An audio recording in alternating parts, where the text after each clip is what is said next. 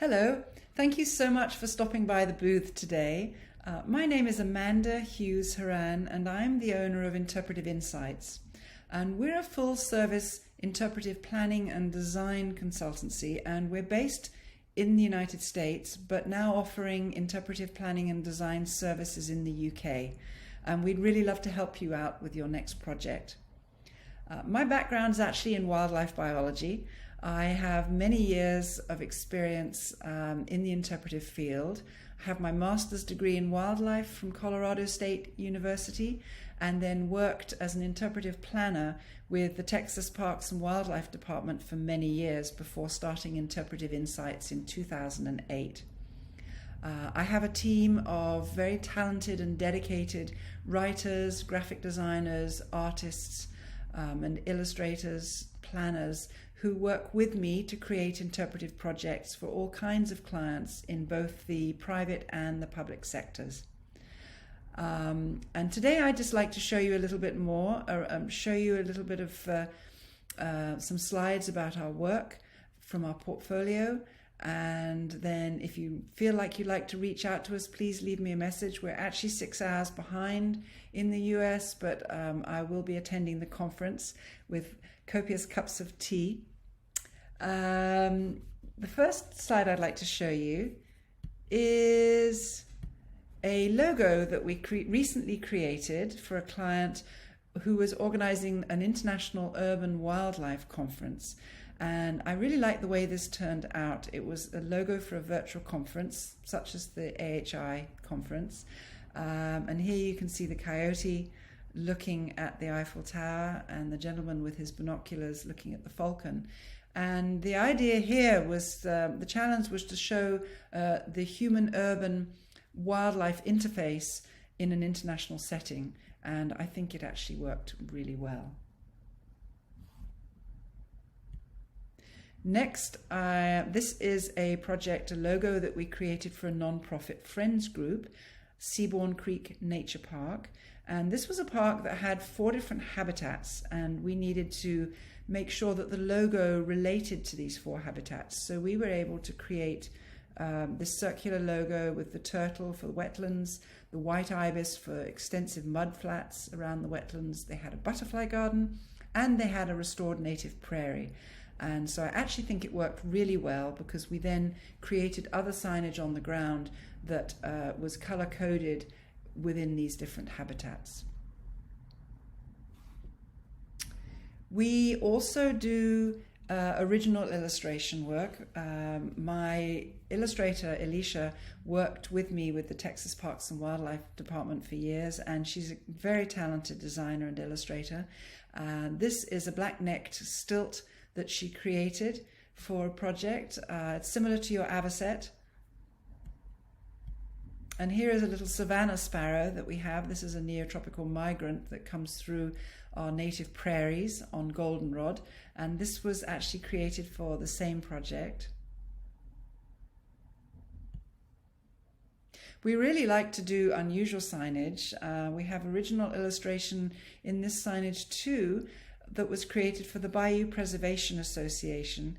This was an interesting project where we wanted to show the pathway taken by Buffalo Bayou, which is a river that flows right the way through Houston. So we created these panels. They were divided into 2 halves, and then they were installed with a gap between them. And the gap is meant to resemble the pathway of Buffalo Bayou through the city. And you'll see we have spot illustrations, again, raccoon, great blue heron, which is similar to your grey heron, and red-eared slider turtles. And here's a close-up of one of the panels. We always try to have an engaging title and lead text. As you know, you only have a very few seconds to catch attention. People are very sophisticated with their consumption of media today, and so if you can't engage them immediately, you lose them. And if you put too much content in, also they do not read it. So we try to keep our amount of content down to quite short pieces like this, which I think works really well. And then the colors of this are very engaging to catch people's attention. Next, I want to show you an example of an orientation welcome signage. This was created for White Oak Parkway, which is a park run by the Houston Parks and Recreation Department. And it was designed to go to be installed beneath a pitched roof shelter, a rustic pitched roof shelter, to basically show people the length of the bayou and the different parks along this bayou. And the challenge was to create a map but not make it too technical. We do a lot of cartography for clients, and the challenge is always to take a technical map and make it very simple and easy to read for people who sometimes don't have much experience reading maps, to be honest.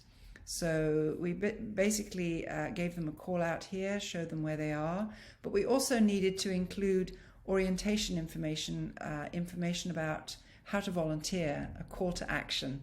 So, and that was done nicely with a call out here. And then you'll see down the bottom here, oh, excuse me, we have a little logo that again shows the Houston skyline and the bayou and the wildlife interface. And we have a bald eagle on the left side here. They do winter in Houston, and that anchors the panel and focuses attention also. And this is another orientation display, a 2-panel display at the start of the George Ranch Heritage Trail. This was a trail that we did, which was a really lovely project. It was a mile-long loop trail with a series of paired panels along the way. And the idea here is we were interpreting the lives of early pioneers who settled on the Texas frontier. And we wanted to show people how long ago people really depended on the surrounding natural resources for their very survival. And so each of the stations along the way interpreted different resources, natural resources along the trail. Here is a pair of panels about living off the land, hunting, and the one on the left is about using native plants for healing remedies. These were installed underneath a rustic shelter to provide shade. There was benching, and it also created a sort of a contemplative space for people to be able to sit and look at the creek. In the middle, you'll see there's a naturalist notebook. This is actually designed to resemble the pages of a notebook with scripted text and more hand illustrations, such as you would have written a long time ago if you'd been out in the field making notes. Now something very different. This was done for a non-profit, this project here, but the next one is an example of something that we created, a very modern, very sort of almost edgy, bright, colorful, urban feel to it. This circular panel was one of 7 that we've created for a park in an urban setting. And this particular client, he's a property developer, a housing developer, and he restored a native park in the middle of the city and used sustainable landscaping and created a very interesting focal point for local residents and shops and hotels to be able to use this really lovely park in the lunch hour. And so he needed us to interpret the sustainable landscaping that he put in there. And I'm including it in the presentation today because I wanted to show you that we do a lot of interactive components. And this little medallion at the bottom of the panel, that each panel had a different medallion. This is of a bumblebee pollinating a wildflower, and it was the first time that we had used 3D sculpting. It was actually cast in bronze, but it was sculpted digitally, and it's a good way for clients to be able to use interactive components and incorporate those without spending a lot of money on original sculpted pieces, which take a long time. It worked really well. I still like sculpted pieces the old-fashioned way, but actually I think this is going to be very well received by our clients. And it was created for this very urban environment. Another project that was finished for a private client. I'm going to move myself here. This was another housing development, and these are non-traditional clients. Most of our clients have something to do with the nature and the outdoors, wildlife reserves, but this one asked us to create signage for a park and a rain garden that they had. They had created this rain garden so that urban runoff would be filtered before running into the nearby river. And the challenge was to create something for an urban environment again. We also had to make the signage somewhat match the design of existing park signage. And they had it on this black background with lime green colored font text headings, which was something that we've never used before, but actually I really like it. I think it worked very well. It's just a very different look, and I'm including it because it's totally opposite from the George Ranch Heritage Trail with those fine art illustrations. But I have a very versatile design team, and we can pretty much do any kind of design that you're interested in. The next panel, I'll move myself down, excuse me. This was created for another friends group for Dinosaur Valley State Park. And here we had some really good photography of dinosaur tracks in the riverbed, the Paluxy River. And we wanted to showcase the photography. So we basically kept our text to a minimum again, because we really wanted people to be able to see the photography and to really focus in on that. At the top of the panel, it's a very interesting design flourish. If you look carefully, you'll see tiny dinosaur tracks that we incorporated into a graphic motif across the top of the panel. And the story behind this is rather interesting. There are two kinds of dinosaurs. I have to mention this because I found it fascinating. These larger tracks are sauropod tracks. That's a plant-eating dinosaur, similar to the Brontosaurus. And then the three-toed tracks are theropod tracks, and they're carnivorous, fast-running dinosaurs. And they basically were chasing these big lumbering plant-eaters. And this was a deadly chase on this riverbed millions of years ago. And they're amazing trackways. Some of the trackways were actually lifted up in the 1930s, and casts were made, and they're in the Smithsonian, but we still have a few in Texas, the originals in the original riverbed. This is Dinosaur Valley State Park. Next, I have signage from another project. This is, I don't know if this is going to, there we go. This is a city of Denton, and I'm including this to show how sometimes simplicity is best. This little swoosh through the panel helps the eye flow from left to right, and then we included little spotlight photographs of the different wildlife species, and I think it worked very well here with a soft tan background and a green, in keeping with the resource, and then again not that much text, but an engaging lead title. Next, I wanted to include a publication. We do publications as well. This was the Spring Creek Nature Trail. This is a map of a 14-mile long trail along Spring Creek, which is near Houston, to the north of us. This was created for the Bayou Land Conservancy. It's a natural conservancy that protects a lot of lands in the eastern part of our state. And I'm including this to show you that with cartography it does take a while, but the trick is to keep it simple, to include the information that visitors know, but not make it too technical. And here we have icons to help with obvious facilities. And then rather than including, actual directions to each of the trailheads, we have included the GPS coordinates down here. And then there was room for 2 photographs on some of the things that you can do, the biking and the bird watching along the trail. And I think this worked very well. And this was a trifold brochure that we created for that client. Next, this is a project that's very dear to my heart.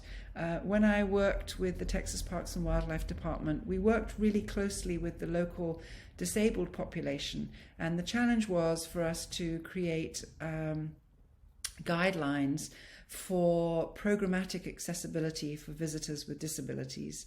And so I worked very closely with the US National Park Service, and we developed state guidelines for the state of Texas on literally how we could improve and raise awareness for folks with disabilities, get them out into the parks to really enjoy the area. And so we had people who are blind, people who are deaf, people with different mobility impairments came out and helped us design this project, and it was absolutely amazing. It won a lot of awards.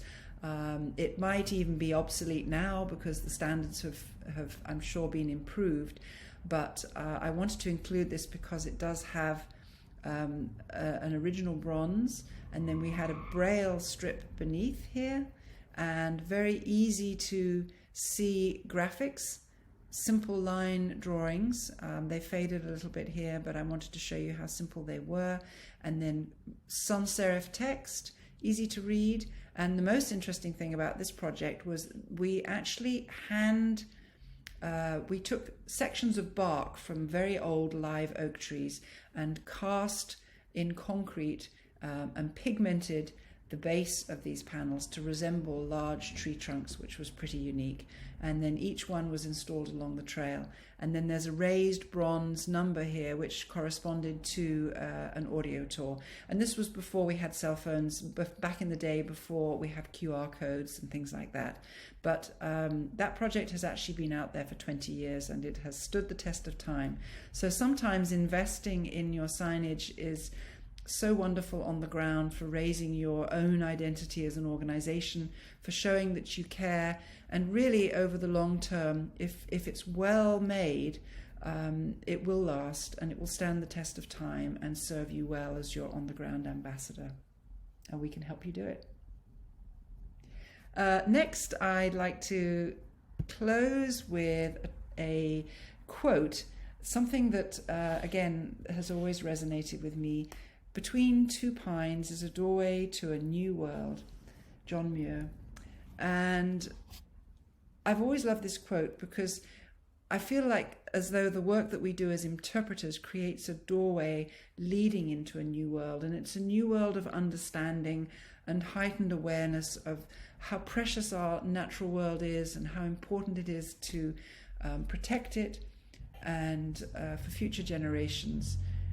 And I think that our work does indeed do that. We raise awareness, we help forge meanings, reveal meanings and forge connections and really connect people to the outdoors. And we're passionate about how we do that and very dedicated as a team. And we would love to help you with interpretive projects in the UK. And with that, please feel free to leave me a message or a chat. I'll try and be on the at the booth with a cup of tea, since we're 6 hours behind, but you can always reach me. This is an iPhone number, so we can FaceTime, we can Skype, you can reach me on the UK phone, or of course there's always email and website. And we would really love to help you, and it's a pleasure to have a booth at the conference, and I wish everybody good luck, and I hope to talk to you soon. Thank you very much.